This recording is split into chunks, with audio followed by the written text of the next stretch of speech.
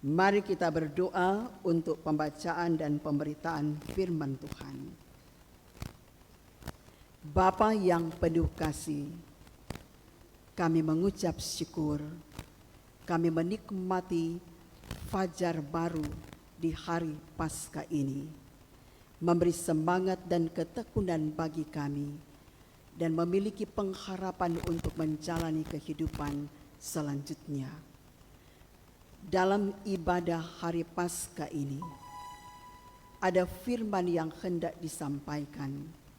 Kami hendak membaca Alkitab dan merenungkannya. Maka bimbinglah kami, kuasailah kami dengan kuasa Roh-Mu yang kudus, supaya telinga kami siap mendengar dengan baik, tetapi hati yang terbuka untuk terima firman Tuhan dengan sukacita.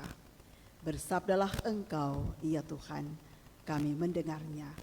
Di dalam nama Tuhan Yesus, firman hidup, kami berdoa.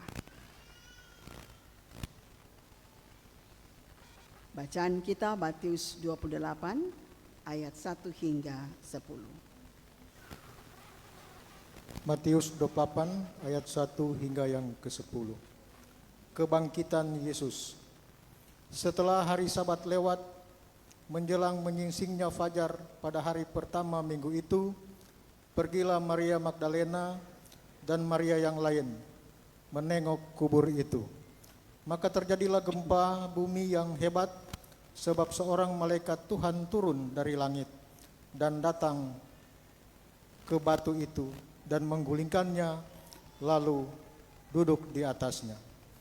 Wajahnya bagaikan kilat dan pakaiannya putih bagaikan salju. Dan penjaga-penjaga itu gentar ketakutan dan tidak seperti orang-orang mati.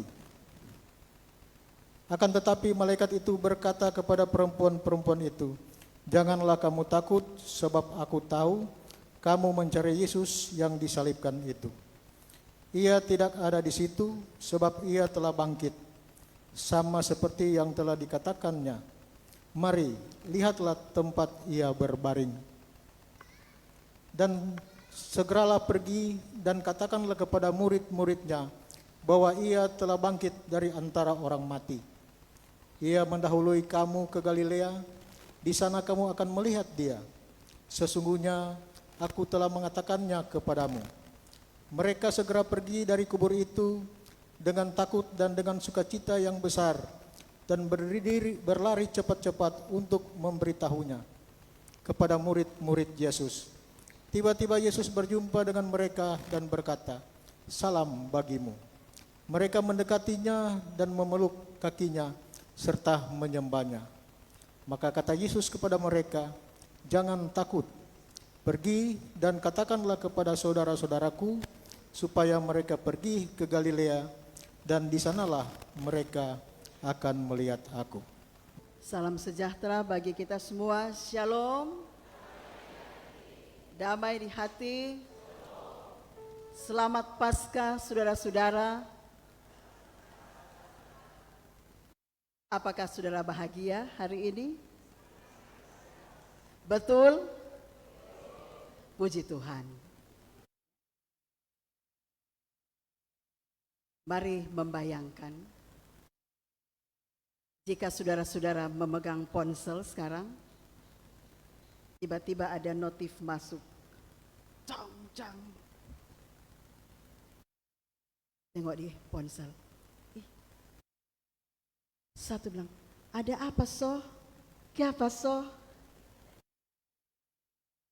Ini, ya, ada apa soh? Ada tokoh besar di dunia yang sudah mati tapi bangkit kembali. Apa tanggapan kita?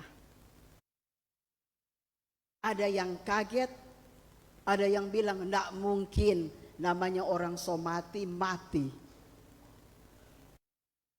Putar balik itu, hoax itu, nggak usah percaya.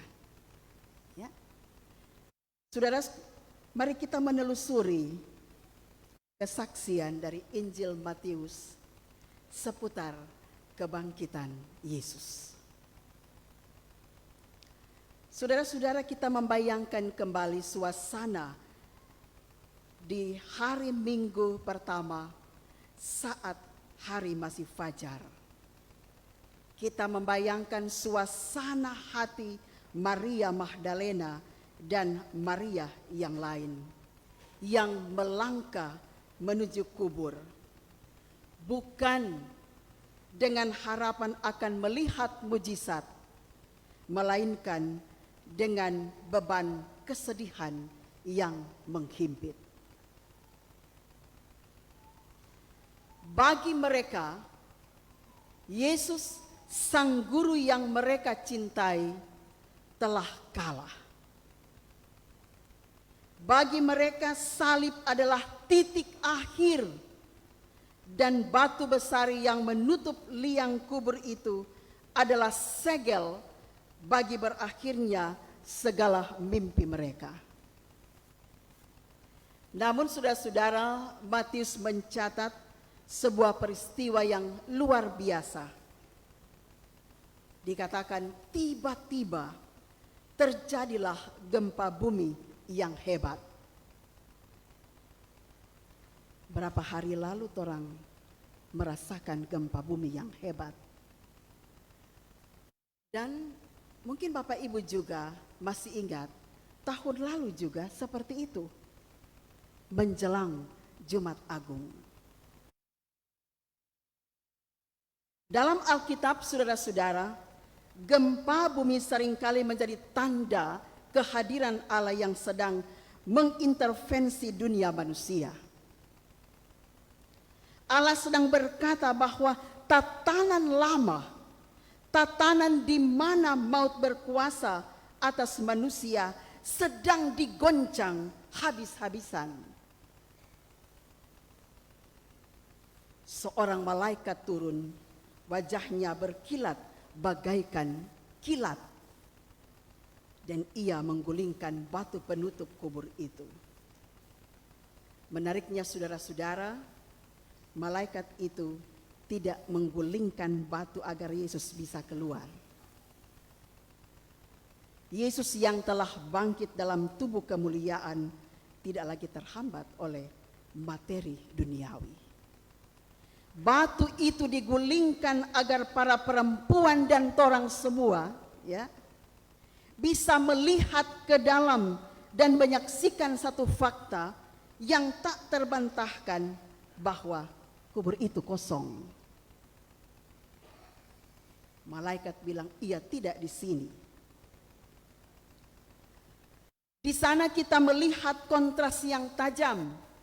Para penjaga Romawi yang merupakan simbol kekuatan militer paling ditakuti di dunia saat itu, gemetar ketakutan dan menjadi seperti orang mati. Di sisi lain, malaikat menyapa para perempuan dengan kalimat yang sangat menyejukkan. Janganlah kamu takut. Sebenarnya saudara-saudara, inilah pesan pertama dari kebangkitan. Jika maut, musuh terbesar manusia, telah dikalahkan, maka tidak ada lagi alasan bagi kita untuk hidup dalam ketakutan yang melumpuhkan. Malaikat itu menegaskan, ia tidak ada di sini sebab ia telah bangkit, sama seperti yang telah dikatakannya. Kalimat sama seperti yang dikatakannya adalah kunci bagi iman kita. Kebangkitan Kristus bukanlah sebuah kebetulan atau rencana darurat. Karena ini adalah bukti bahwa Yesus adalah pribadi yang setia dan ia setia pada janjinya. Kalau dia bilang begitu, berarti akan terjadi seperti itu. Segala sesuatu yang pernah ia ucapkan tentang pengampunan dosa, tentang kasih Bapa, tentang hidup kekal, semuanya menjadi sah dan benar karena ia hidup Jika Yesus tetap di dalam kubur, jika Yesus tetap mati, maka sia-sialah iman kita. Tetapi karena ia bangkit, ia adalah Tuhan dan Juru Selamat yang berkuasa. Mari kita melihat apa respon dari para perempuan. Respon para perempuan itu sangat manusiawi. Mereka pergi dengan takut dan sukacita yang besar. Ada rasa gentar sebenarnya, karena mereka menyadari sedang bersentuhan dengan kuasa surgawi.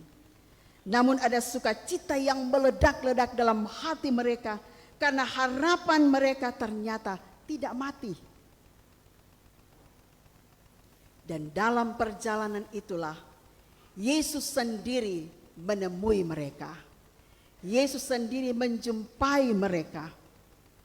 Ia menyapa mereka dengan kata sederhana, salam. Mari kita perhatikan apa yang dilakukan para perempuan itu. Mereka mendekat dan memeluk kakinya dan menyembah dia. Tindakan memeluk kaki ini sangat penting secara teologis. Apa itu? Ini saudara-saudara membuktikan bahwa Yesus bangkit secara fisik, bukan sekadar roh atau bayangan. Ia nyata, ia bisa disentuh. Jadi ini bukan omong kosong, bukan hoax, ya, bukan cerita putar balik, tetapi ia hidup, ia benar-benar bisa disentuh, ya, bisa dipeluk. Dan ia telah menang atas kerusakan tubuh jasmani. Dan yang paling menyentuh hati adalah ketika Yesus berkata, pergi dan katakanlah kepada saudara-saudaraku. Kita melihat di sini sebelum penyalipan ia menyebut mereka murid, ia menyebut mereka hamba atau sahabat. Namun setelah kebangkitan, ia menyebut mereka saudara. Melalui kemenangannya atas maut, hubungan manusia, hubungan kita dengan Allah telah dipulihkan sepenuhnya. Bukan setengah-setengah, bukan cuma seperempat, tetapi sepenuhnya. Kita bukan lagi orang asing, kita bukan lagi pendatang, tetapi kita adalah anggota kerajaan Allah. Makanya dikatakan saudaraku. Saudara-saudara, apa arti semua ini bagi kita hari ini? Kebangkitan Yesus berarti bahwa kita tidak ada situasi yang terlalu kelam, yang terlalu menakutkan, yang tidak bisa diterangi oleh cahaya Tuhan. Jika kubur yang gelap dan batu yang berat saja tidak bisa menahan kuasanya, maka kubur kegagalan kita, kubur keputusasaan kita, kubur masa lalu kita pun tidak akan sanggup menahan kuasa Tuhan untuk membangkitkan semangat kita lagi, untuk memberikan kita keberanian melanjutkan hidup. Karena itu saudara-saudara, jangan pernah malu untuk bersaksi tentang kebangkitan Yesus. Melalui sikap dan gaya hidup kita setiap hari. Biarlah setiap orang memiliki kerinduan untuk mencari Tuhan dan mendapatkannya. Memeluk Dia, merasakan bahwa Tuhan ada bersama. Biarlah setiap orang memiliki hati yang selalu rindu untuk beribadah. Hari Minggu, siapa orang beribadah hari Minggu? Hari Minggu adalah hari kebangkitan. Jadi setiap kali orang ada di hari Minggu, ingat, orang mesti datang beribadah. Bukan cuma di saat Paskah ini. Tetapi setiap minggu panggilan kepada kita untuk mau datang beribadah kepada Tuhan. Menyembah Dia. karena Dia telah bangkit, kita memiliki pengharapan baru, memiliki semangat untuk melanjutkan kehidupan. Mari kita menjadi saksi dalam kata dan tindakan. Mari orang gunakan ya medsos dengan bijak. Kalau orang boleh mau taruh-taruh ayat Alkitab, bicara-bicara juga tentang kebangkitan, silahkan posting semua. Orang pe konten-konten menyenangkan hati orang, ya, bukan membuat orang marah, gitu toh, ya. Di tengah-tengah banyaknya, maraknya, ya, orang-orang posting hal-hal yang hoax, tetapi juga, ya, ujaran-ujaran kebencian, mari orang memakai medsos itu dengan berhikmat, menyampaikan firman Tuhan melalui medsos, ya. Orang bilang, siapa kok aja berdoa di medsos? Ada orang lain juga butuh penguatan-penguatan di sana. Karena sekarang orang soalnya ada tuh bilang, ini bukan lagi harga yang mahal, ya, tetapi sebuah kebutuhan tiap hari. Jadi handphone itu menjadi kebutuhan orang tiap hari. Entah dia merasa mungkin dia kesepian, dia cuma scroll-scroll medsos. Mari kita gunakan, ya. Kita gunakan hal-hal itu untuk memberi warna baru di media sosial. Jangan orang posting-posting, jangan orang bikin status yang tidak berguna, ya. Ujaran-ujaran kebencian. Jangan, tetapi mari kita isi menyaksikan kebangkitan Yesus dengan cara dan sikap kita, termasuk menggunakan medsos dengan berhikmat. Kita melakukan hal-hal itu sebagai tindakan mencerminkan tentang kasih Tuhan. Oleh karena itu saudara-saudara, mari kita pulang dengan satu keyakinan teguh. Yesus tidak lagi berada di antara orang mati. Ia hidup, Ia menyertai kita, dan karena Ia hidup, kita pun memiliki hari esok yang penuh kepastian. Jangan lagi mencari yang hidup di antara orang mati, ya. Jangan mencari kebahagiaan di dalam hal-hal duniawi yang fana, tetapi carilah Dia, sembahlah Dia, dan jadilah saksi bahwa Kristus benar-benar telah bangkit. Tuhan Yesus memberkati kita semua. Selamat Paskah. Yesus telah bangkit. Haleluya. Amin.